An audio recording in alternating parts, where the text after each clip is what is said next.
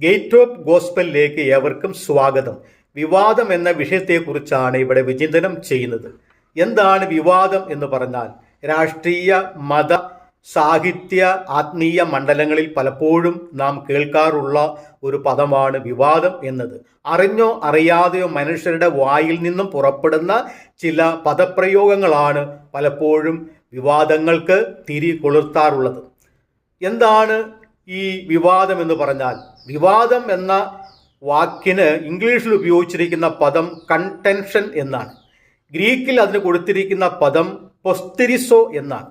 ഈ വാക്കുകളുടെയൊക്കെ അർത്ഥം വാക് സമരം, വാദന്യായം, വിവാദ വിഷയം, തർക്കം, കലഹം, പോരാട്ടം, സ്പർദ്ധ എന്നിങ്ങനെ ആണ് അർത്ഥങ്ങൾ. ഓരോ സന്ദർഭങ്ങൾക്കനുസരിച്ചാണല്ലോ അർത്ഥങ്ങൾ നാം ഗ്രഹിക്കേണ്ടത്. ദൈവശാസ്ത്രപരമായി ഈ പദത്തിന് എന്തെങ്കിലും പ്രത്യേകതയുണ്ടോ? ദൈവശാസ്ത്രപരമായി വിവാദം എന്ന വിഷയത്തിന് കൊടുത്തിരിക്കുന്ന അർത്ഥം എ കോറോസം സ്പിരിറ്റ് എന്നാണ്. അതിൻ്റെ അർത്ഥം വഴക്കാളിയായ ഒരു ആത്മാവ്, വിവാദിയായ ഒരു ആത്മാവ് എന്നാണ് അർത്ഥം. സഭകളിൽ ഭിന്നിപ്പുണ്ടാക്കുക, വഴക്കുണ്ടാക്കുക, പിണക്കമുണ്ടാക്കുക, അല്ലെങ്കിൽ വിഭാഗിത ഉണ്ടാക്കുക എന്നൊക്കെയാണ് ഈ വാക്കിൻ്റെ അർത്ഥം. എ കോറോസം സ്പിരിറ്റ് എന്ന വാക്കിൻ്റെ അർത്ഥം. നാം ദൈവവചനം പരിശോധിക്കുമ്പോൾ സദൃശവാക്യങ്ങൾ 13-ാം അധ്യായം 10-ാം വാക്യത്തിൽ അഹങ്കാരം കൊണ്ട് വിവാദം മാത്രം ഉണ്ടാകുന്നു, ആലോചന കേൾക്കുന്നവരുടെ പക്കലോ ജ്ഞാനമുണ്ട്. ദൈവശാസ്ത്രപരമായി വിവാദം ഉണ്ടാകുന്നത് ഏതിൽ നിന്നാണ്? അഹങ്കാരത്തിൽ നിന്നാണ്. അഹങ്കാരിയായ ഒരാൾ അഹങ്കാരത്തോടു കൂടി പുറപ്പെടുവിക്കുന്ന, പറയുന്ന, പ്രസ്താവിക്കുന്ന വാക്കുകൾ വിവാദമായേക്കാം എന്നാണ് ദൈവശാസ്ത്രം പറഞ്ഞിരിക്കുന്നത്. ആയതിനാൽ ഒരു വിശ്വാസിയെ സംബന്ധിച്ചിടത്തോളം അവൻ ഉപയോഗിക്കേണ്ട പദങ്ങൾ ഒരിക്കലും വിവാദമാകാൻ പാടില്ല. അത് വിനയത്തോടെ, ജ്ഞാനത്തോടെ, വിവേകത്തോടെ വേണം സംസാരിക്കുവാൻ എന്നാണ് ജ്ഞാനിയായ സോളമൻ തൻ്റെ ലേഖനത്തിലൂടെ പ്രസ്താവിച്ചിരിക്കുന്നത്. അഹങ്കാരം മൂലം വിവാദമുണ്ടാകും എന്ന് ദൈവശാസ്ത്രം പറയുന്നു. മറ്റൊരു അർത്ഥം വിഭാഗീയത മൂലം വിവാദമുണ്ടാകാം. കോരിന്ത്യ ലേഖനത്തിൽ 1 കോരിന്ത്യർ 1-ാം അധ്യായം 11-ാം വാക്യത്തിൽ അപ്പോസ്തലനായ പൗലോസ് കോരിന്ത്യരോട് പറഞ്ഞിരിക്കുന്നത്, സഹോദരന്മാരെ, നിങ്ങളുടെ ഇടയിൽ പിണക്കം ഉണ്ട് എന്ന് എനിക്ക് അറിവ് കിട്ടിയിരിക്കുന്നു.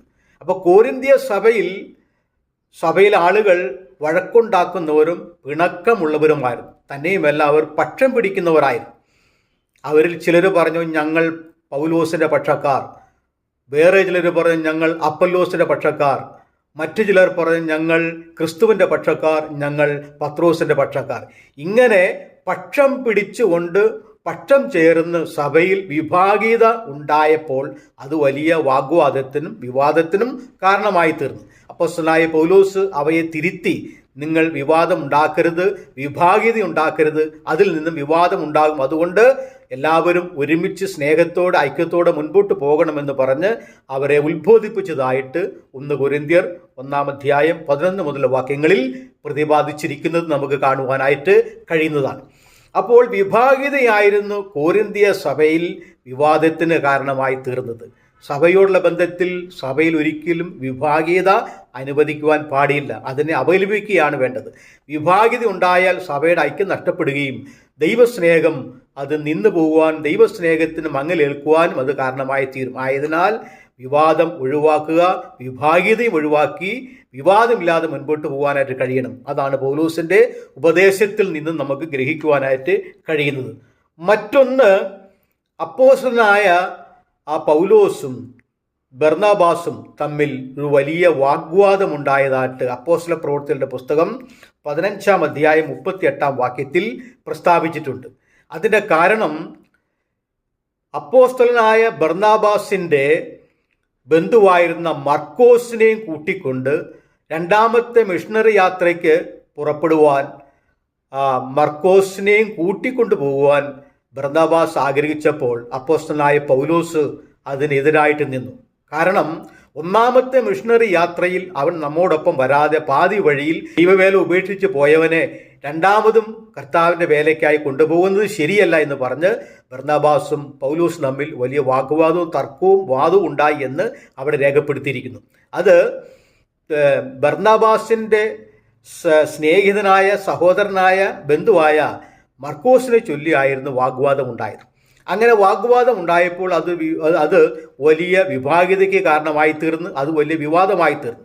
അങ്ങനെ പൗലോസ് ബർന്നബാസിനെ ഉപേക്ഷിച്ച് ശീലാസിനെ തിരഞ്ഞെടുത്ത് താൻ സിറിയ, കിലിക്കിയ പ്രദേശങ്ങളിലേക്ക് സുവിശേഷ വേലയ്ക്കായി പോവുകയും ബർന്നബാസ് മർക്കോസിനെ കൂട്ടിക്കൊണ്ട് കുപ്രോസ് ദ്വീപിലേക്ക് സുവിശേഷ വേലയ്ക്ക് പോയതായിട്ട് അപ്പോസ്തല പ്രവൃത്തികളുടെ പുസ്തകം 15-ാം അധ്യായം 38 മുതലുള്ള വാക്യങ്ങളിൽ പ്രതിപാദിച്ചിട്ടുണ്ട്. അപ്പോൾ ഇവർ തമ്മിലുള്ള ഈ തർക്കത്തിനും വാദത്തിനും കലഹത്തിനും കാരണമായത് എന്തായിരുന്നു? അത് വിവാദമായിരുന്നു. അത് മർക്കോസിനെ ചൊല്ലിയായിരുന്നു. അങ്ങനെ പൗലോസ് പറഞ്ഞ നമ്മുടെ ആത്മീയ പ്രവർത്തനങ്ങൾക്ക് പ്രാരംഭഘട്ടത്തിൽ തന്നെ നമ്മോടുകൂടെ വരാതെ പാതി വഴിയിൽ ദൈവവേല ഉപേക്ഷിച്ച് പോയവനെ ഇനി കൂട്ടിക്കൊണ്ടു പോകുന്നത് യുക്തമല്ല എന്ന് പറഞ്ഞ് ആ വിഷയത്തിലാണ് അവർ തമ്മിൽ വിവാദവും വിഭാഗിതയും ഉണ്ടായത്. അങ്ങനെ അവർ വേർപിരിഞ്ഞുവെങ്കിലും കുറച്ചു കാലം കഴിഞ്ഞപ്പോൾ അവരെല്ലാവരും ഒരുമിച്ച് ചേർന്ന് കർത്താവിൻ്റെ മഹത്വമുള്ള വേല ചെയ്തതായിട്ട് നമുക്ക് തുടർന്നുള്ള ലേഖനങ്ങളിലും പ്രവൃത്തികളുടെ പുസ്തകത്തിലും അത് കാണുവാനായി സാധിക്കും. അപ്പോൾ താൽക്കാലികമായി വിവാദങ്ങളും പ്രശ്നങ്ങളും ഉണ്ടായാലും അതിനെ ദൈവസ്നേഹത്തിൽ പരിഹരിച്ച് മുൻപോട്ട് പോകുന്നതാണ് എക്കാലത്തും എല്ലാ കാലത്തുമുള്ള ആളുകൾക്ക് ഭൂഷണമായിരിക്കുന്നതെന്നാണ് ഈ ഭാഗം നമ്മെ പഠിപ്പിക്കുന്നത്. മറ്റൊരു കാര്യം നമുക്ക് ദൈവവചനത്തിൽ കാണുവാനായിട്ട് കഴിയുന്നത് ഗലാത്യ ലേഖനത്തിൽ 5-ാം അധ്യായം 15-ാമത്തെ വാക്യത്തിൽ ഗലാത്യയിലെ വിശ്വാസികളോട് പൗലോസ് പറയുന്നത്, നിങ്ങൾ അന്യോന്യം കടിക്കുകയും നിങ്ങൾ കീറിക്കളയുകയും ചെയ്യുന്നത് ശരിയല്ല. നിങ്ങളുടെ ഇടയിൽ വിഭാഗിതയും കലഹവും വിവാദവും ഉണ്ട്.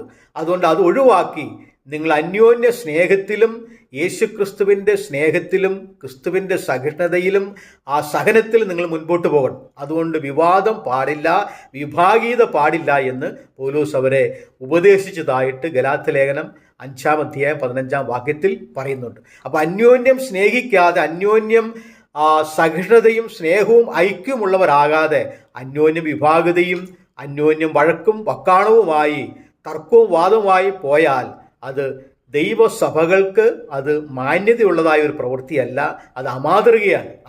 അത് വെച്ച് പൊറുപ്പിക്കുവാൻ പാടില്ല. അതെല്ലാം നിങ്ങൾ നീക്കി സ്നേഹത്തോടെ ഐക്യത്തോടെ നിങ്ങൾ മുൻപോട്ട് പോകണമെന്ന് ഗലാത്യ സഭയെ പൗലോസ് ഉപദേശിക്കുന്നതായിട്ട് നമുക്കവിടെ കാണുവാനായിട്ട് കഴിയുന്നുണ്ട്. അപ്പോൾ വിവാദവുമായി ബന്ധപ്പെട്ട ദൈവവചനത്തിൽ പ്രസ്താവിച്ചിരിക്കുന്ന ചില കാര്യങ്ങളാണ് നാം ഇതുവരെയും ചിന്തിച്ചിരിക്കുന്നത്. അപ്പോൾ വിവാദം ആത്മീയ മണ്ഡലത്തിലാകട്ടെ അല്ലെങ്കിൽ ഭൗതിക മണ്ഡലത്തിലാകട്ടെ ആർക്കും എക്കാലത്തും അത് ഭൂഷണമായ ഒരു കാര്യമല്ല.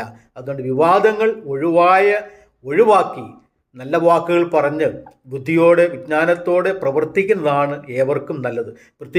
പ്രത്യേകിച്ച് ആത്മീയ മണ്ഡലങ്ങളിൽ നാം വിവേകമുള്ളവരായി വിവാദം ഒഴിവാക്കി സ്നേഹത്തോടെ ഐക്യത്തോടെ ക്രിസ്തുവിൻ്റെ സുവിശേഷത്തിന് യാതൊരുവിധ വിഘ്നവും വരുത്താത്ത നിലയിൽ സുവിശേഷത്തിനും വിശ്വാസത്തിനും യോഗ്യമായ നിലയിൽ ജീവിച്ച് മാതൃകയുള്ളവരായി നമ്മുടെ വാക്ക് എപ്പോഴും കൃപയോട് കൂടിയതും ഉപ്പിനാൽ രുചി വരുത്തിയതും വിവാദമില്ലാത്തതുമായ അനേകരെ ആകർഷിക്കുന്നതായ നല്ല ഒരു വാക്കും പ്രവൃത്തിയും ഉണ്ടാകുവാൻ ദൈവം നമ്മെ സഹായിക്കട്ടെ. ആമേൻ.